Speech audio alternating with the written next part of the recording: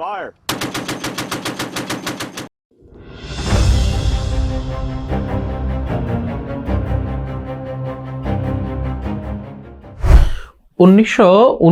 সালের ইরানের ইসলামী বিপ্লবের মাধ্যমে বড় ধরনের পরিবর্তন আসে মধ্যপ্রাচ্যের রাজনৈতিক মানচিত্রে। আয়াতুল্লাহ রুহুল্লাহ খামেনির নেতৃত্বে সংঘটিত এই বিপ্লবের পর গণভোটের মাধ্যমে প্রতিষ্ঠিত হয় ইসলামী প্রজাতন্ত্র। রাজতান্ত্রিক শাসন ব্যবস্থার অবসান ঘটিয়ে নতুন এই রাষ্ট্র ব্যবস্থাপনা নানা সংকট ও চাপের মধ্যেও গত ৪৭ বছর ধরে টিকে আছে। এই সময়ে বিশ্বের নানা শাসন ব্যবস্থার উত্থান পতন হলেও ইরানের ইসলামী প্রজাতন্ত্রের টিকে থাকা নিয়ে কৌতূহল রয়েছে বিশ্লেষকদের মাঝে।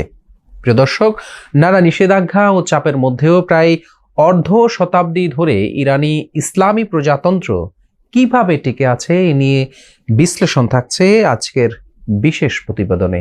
শেষ পর্যন্ত আমাদের সাথেই থাকুন। ইরানে শাহ আমলের রাজনৈতিক দমনপীড়ন এবং সামাজিক বৈষম্যই বিপ্লবের ভিত্তি তৈরি করে।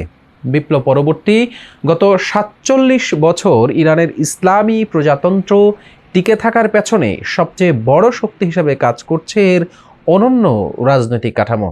ধর্মীয় নেতার অভিভাবকত্ব এবং আধুনিক নির্বাচন ব্যবস্থার এক অদ্ভুত সংমিশ্রণ দেশটিকে রাজনৈতিক ঝড়ের মাঝেও স্থিতিশীলতা দিয়েছে।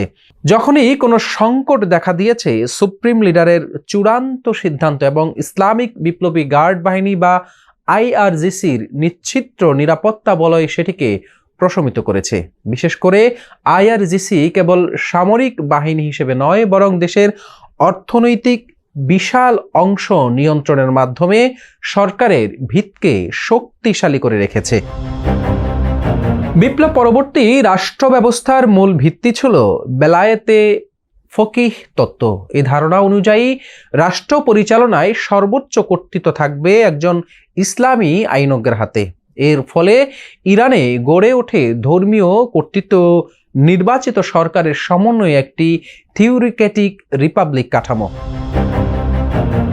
বর্তমান কাঠামোতে সুপ্রিম লিডার সর্বোচ্চ ক্ষমতার অধিকারী। তিনি সশস্ত্র বাহিনী, বিচার বিভাগ এবং রাষ্ট্রীয় গণমাধ্যম নিয়ন্ত্রণ করেন। তবে একই সঙ্গে নির্বাচিত প্রেসিডেন্ট ও সংসদ কার্যক্রম পরিচালনা করে।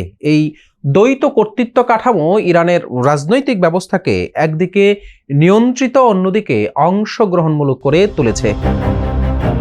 গণতান্ত্রিক প্রক্রিয়ায় অংশ হিসেবে প্রেসিডেন্ট নির্বাচনে 50% বেশি ভোট পাওয়া বিধান রয়েছে। প্রয়োজনে দ্বিতীয় দফায় নির্বাচন অনুষ্ঠিত হয়, যা বিজয়ী প্রার্থীদের জন্য বিস্তৃত জনসমর্থন নিশ্চিত করে। তবে হিউম্যান রাইটস ওয়াচ এবং অ্যামনেস্টি ইন্টারন্যাশনালের মতে আন্তর্জাতিক সংস্থাগুলো ইরানের নির্বাচন ব্যবস্থাকে সীমাবদ্ধ বলে উল্লেখ করেছেন। গার্ডিয়ান কাউন্সিলর যাচাই প্রক্রিয়ার কারণে প্রার্থিতা সীমিত হওয়ার অভিযোগ রয়েছে। অর্থনৈতিক ক্ষেত্রে আন্তর্জাতিক নিষেধাজ্ঞা সত্ত্বেও টিকে থাকার কৌশল তৈরি করেছে ইরান। বিশেষ করে ইরান ইরাক যুদ্ধের পর থেকে এবং পরমাণু কর্মসূচি ঘিরে পশ্চিমা নিষেধাজ্ঞার মুখে পড়ে দেশটি। এর প্রেক্ষিতে আয়াতুল্লাহ আলী খামেনি প্রতিরোধ অর্থনীতি ধারণার সামনে আনেন। এতে তেল নির্ভরতা কমানো, অভ্যন্তরীণ উৎপাদন বাড়ানো এবং বিকল্প বাণিজ্য জোরদারের উপর গুরুত্ব দেওয়া হয়। এই নীতির ফলে ইরান শিল্প ও প্রযুক্তি খাতে অগ্রগতি অর্জন করেছে। স্থায়ীভাবে গাড়ি উৎপাদন, ইস্পাত ও সিমেন্ট শিল্প এবং ড্রোন প্রযুক্তিতে সক্ষমতা বৃদ্ধি পেয়েছে। একই সঙ্গে চীনের সঙ্গে দীর্ঘমেয়াদী অর্থনৈতিক চুক্তি এবং রাশিয়ার সঙ্গে সহযোগিতা জোরদার করে আন্তর্জাতিক চাপ মোকাবেলার চেষ্টা করছে তেহরান। চীন বর্তমানে ইরানের প্রধান বাণিজ্যিক অংশীদার হিসেবে ভূমিকা রাখছে। আঞ্চলিক ভূরাজনীতিতে ইরান তার প্রতিরক্ষা সীমাকে নিজ দেশের বাহিরে লেবানন, সিরিয়া, ইরাক এবং ইয়েমেন পর্যন্ত বিস্তৃত করেছে। প্রক্সি যুদ্ধের এই কৌশল ইরানকে সরাসরি বড় কোনো যুদ্ধ থেকে রক্ষা করেছে এবং মধ্যপ্রাচ্যে তাদের প্রভাবকে অপরিহার্য করে তুলেছে।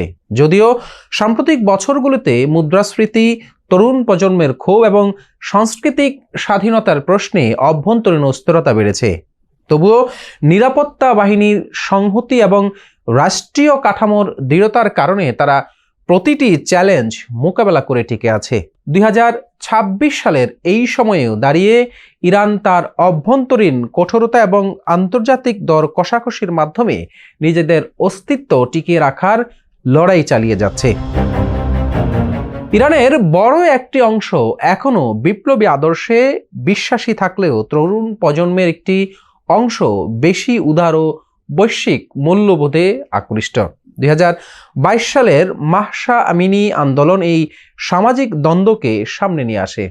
নারীর অধিকার ও ব্যক্তি স্বাধীনতার প্রশ্নে আন্দোলন দেশ জুড়ে আলোড়ন সৃষ্টি করে। বিশ্লেষকদের মতে ইরানের টিকে থাকার পেছনে তিনটি প্রধান কারণ কাজ করছে। প্রথমত, শক্তিশালী প্রাতিষ্ঠানিক কাঠামো, বিশেষ করে নিরাপত্তা বাহিনী ও রাষ্ট্রীয় প্রতিষ্ঠানগুলো ব্যবস্থাকে স্থিতিশীল রেখেছে। দ্বিতীয়, মতাদর্শ ভিত্তিক, যা জনগণের একটি অংশের কাছে রাষ্ট্রের বৈধতা নিশ্চিত করে। তৃতীয়ত, আন্তর্জাতিক কৌশলগত জোট, যা নিষেধাজ্ঞা প্রভাব মোকাবেলায় সহায়তা করছে। প্রিয় দর্শক, মার্কিন সাম্রাজ্যবাদের বিরুদ্ধে ইরানের বুক চিতিয়ে লড়াই নিয়ে আপনার মন্তব্য জানান কমেন্ট বক্সে। পাশাপাশি ইরান যুদ্ধ নিয়ে বিশ্লেষণধর্মী প্রতিবেদন দেখতে আমাদের সাথেই থাকুন। ইউএফটি ফার্স্টের সাথে ট্রেড করুন যে কোনো জায়গা থেকে। ক্যাম্পাসে ক্লাসের ফাঁকে, ঢাকার জ্যামে বসে কিংবা ঘরে বসে, ট্রেডিং এখন হাতের মুঠোয়। তাই ট্রেড করুন যখন খুশি, যেখানে খুশি।